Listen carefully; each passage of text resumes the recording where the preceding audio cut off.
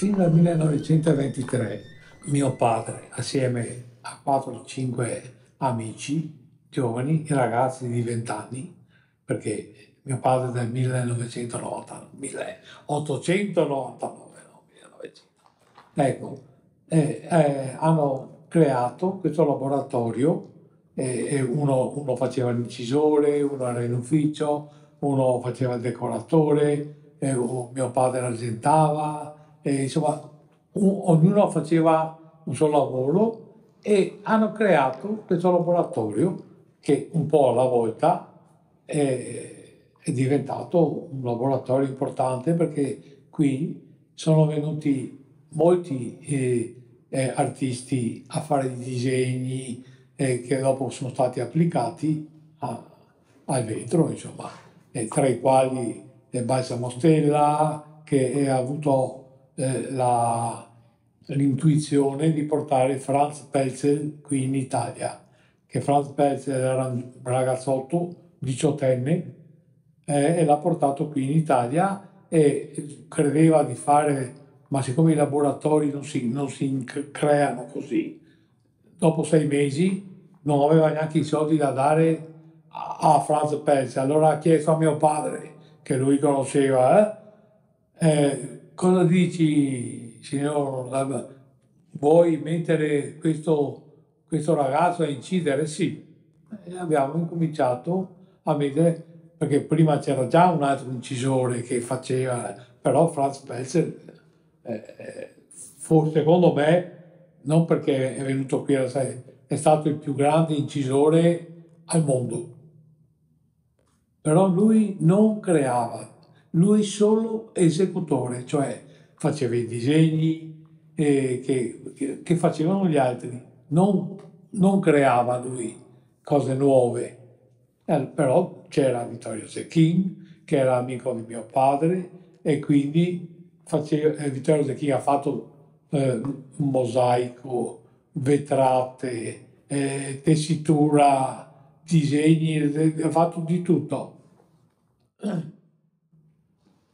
E creava, faceva dei disegni che poi venivano applicati.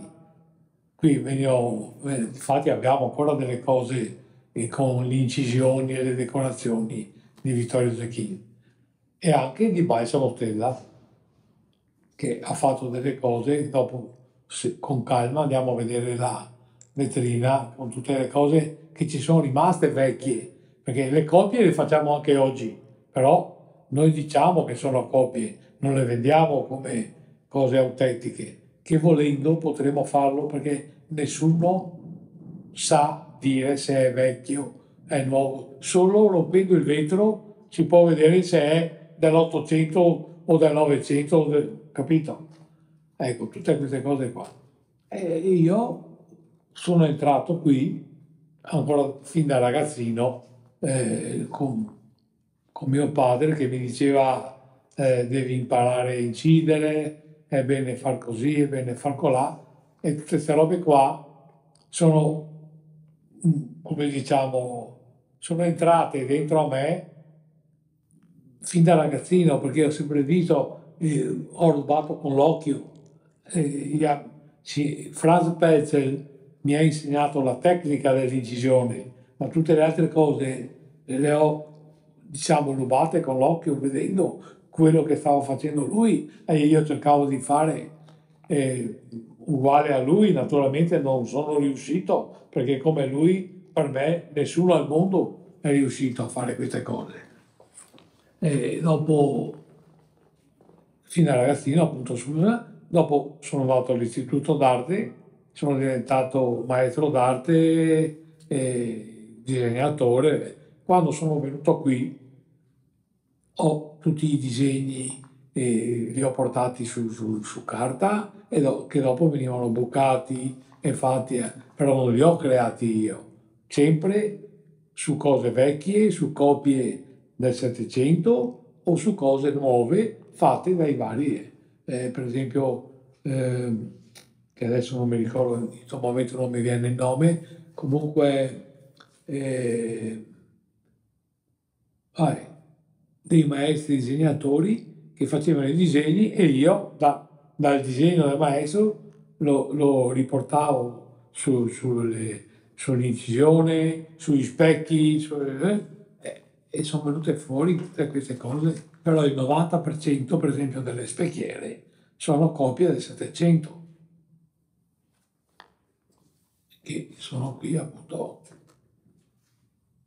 e continuiamo, volendo, noi potremo continuare a farle, ma purtroppo, essendo che io e mio socio siamo invecchiati, abbiamo quasi 80 anni, quindi non riusciamo più a lavorare come facevamo prima, allora siamo costretti a chiudere la ditta perché i nostri figli fanno un altro mestiere. Uno è avvocato e l'altro è all'ospedale che fa l'assistente sociale. Quindi mio nipote è troppo giovane, perché se avessi un nipote da 40 anni gli avrei insegnato, invece a 18 anni, 20 anni, quindi incomincia adesso, potrei adesso, ma bisogna tenere aperta la ditta e per tenere aperta la ditta ci vogliono dei soldi. E tutti ci dicono, ah che peccato, la Salir chiude. Sì, ho capito, la Salir chiude perché è costretta a chiudere, perché non ci sono più maestri che vengono qui perché bisogna pagarli, no? Ecco, e bisogna tirare fuori i soldi. E nessuno, tutti dicono peccato, ma non tirano fuori neanche 5 lire. Per prima il comune, il museo, nessuno. E allora ci arrangiamo noi, ci vendiamo le nostre cose e viviamo.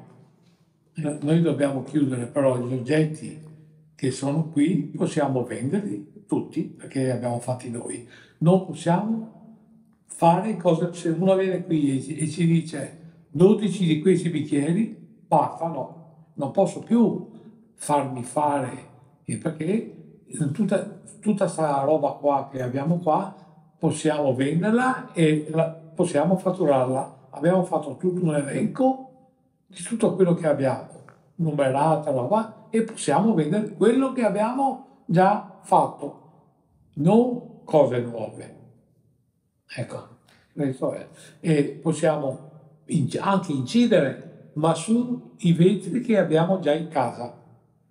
Se abbiamo 50 bicchieri di cristallo trasparente che va fatto un'incisione, la possiamo fare perché la faccio io, quindi non c'è nessun problema. Ma se io devo fare 12 che ho un pezzo unico, non posso farne più. Basta. Non mi danno il permesso, che è giusto che sia così, perché altrimenti la ditta continuava a essere. E invece è un laboratorio artigiano che si possono fare tutte le lavorazioni applicate al vetro, applicate, non fabbrica.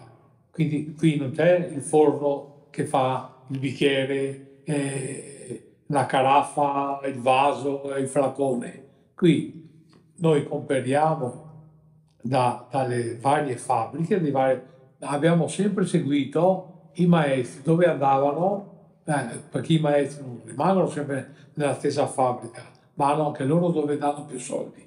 Allora e noi seguivamo il maestro, perché certi maestri che facevano i bicchieri belli come andavano bene a me, andava da un'altra fabbrica e io andavo dall'altra fabbrica pagando come che pagavo prima, dove c'era il maestro, pagando il proprietario della fabbrica e prendevo molti vetri li abbiamo disegnati noi, Vittorio Zecchi, vari e davamo il disegno al maestro che il maestro eseguiva per noi.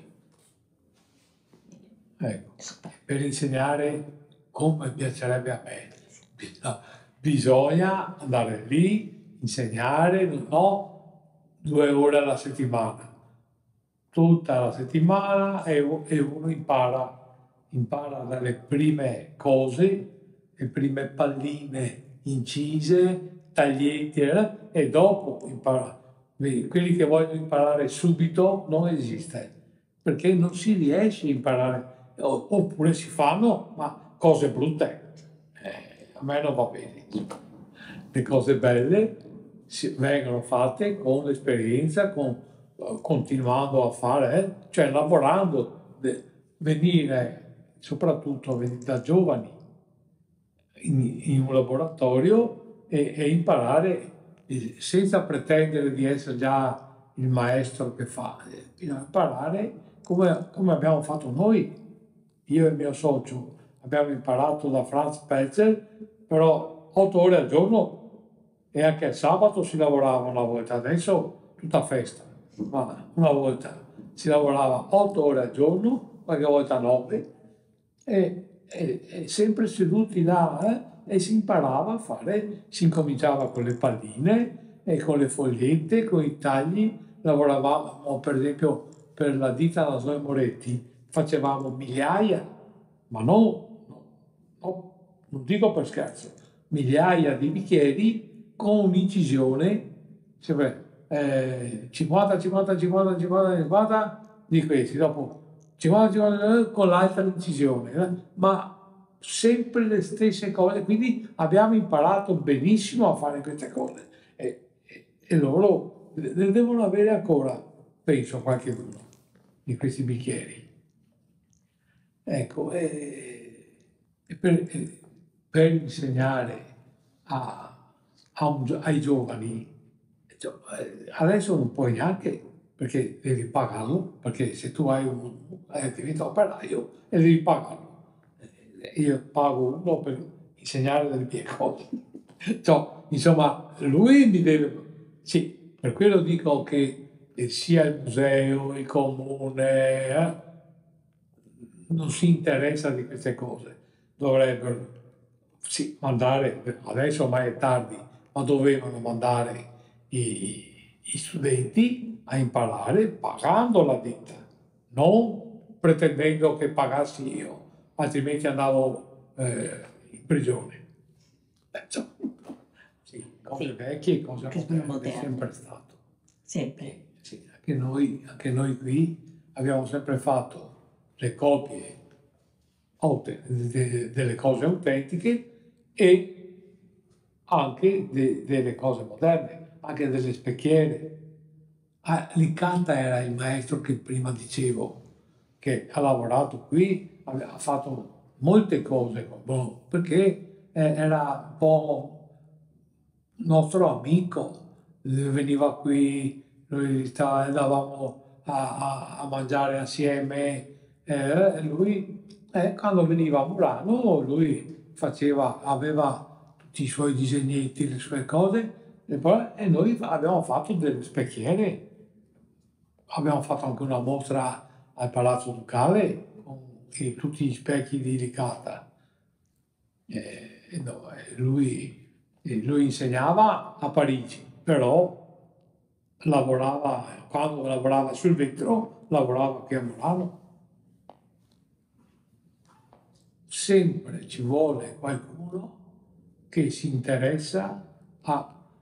Perché, come ho detto prima, tutti diranno, la Salvini, che peccato, però ci vuole qualcuno che sostenga, perché io spendo più soldi adesso che ho chiuso che prima che guadagnavo qualcosa. Non sto scherzando, perché questi 1000 metri di sale, laboratori e roba, devo pagare l'ICI, ACI, OCI, tutte quelle cose là, giusto? Scusa se l'ho buttata un po' così, però è quello. Le tasse le devo pagare. Cioè, Bene. Bene Mario. mi sembra, Sì, una bella, sì, come si dice, in un generale, riassunto, un bel riassunto. sì, perché certe cose, sarebbero migliaia di cose da dire, ma insomma, sì, Sì. è così. Si vive Sì. la... Sì, perché mio socio, per esempio, ha 3-4 anni più di me e non ce la fa più neanche lui. Cioè, insomma, noi stiamo qui tutto il giorno perché desideriamo vendere quello che abbiamo creato, ma volendo possiamo chiudere la sala cinesca, solo che costa, anche con la sala cinesca chiusa, tutto lo spazio che c'è qua bisogna pagare. Hanno ragione, per l'amor di Dio, però lascia vivere la gente, no? Allora uno è costretto a chiudere. Così. Bene. La verità è La vita. vero?